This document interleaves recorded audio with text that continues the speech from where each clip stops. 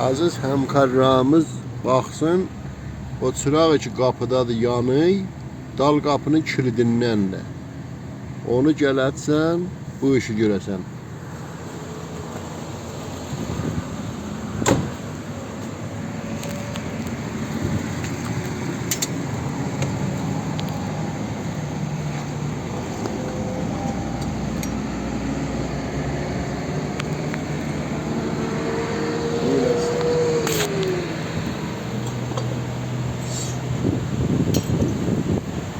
Yaxşı, bir dənə kilitdir. Ampeydə qapı çırağı yanır. Bunu ki bağlıyısınız. Burada gəlib bir dənə əlaməti var. Gəlib fişar verir bu kilidin üstünə. Bunu fişar verir.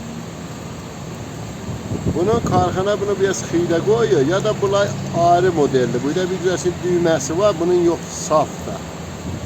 Ona görə ki bu safdır, iştibah salınıb biləsə də bunu dəyişməyəcəm. Bunun burasına bir dənə halcuş vuracağız. Bu yes topbalaşacaq. Bilmiyorum görsədiyi filmdə yox. Buna bir topbalaşdı gəldi üstə. Bunu salacağız yeyinə bu kamil bunu çırağın xamışlayar.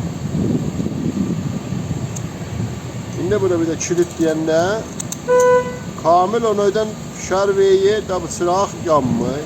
Salsaz üstünə imtihan eləsəz. Yaxşı, bir dənə çırağı tutmaq üçün yanır. Çıraq qaldı. Bir də roşan olacaq. Sabır. Bir de şişe koymuyorsun. Bir dakika.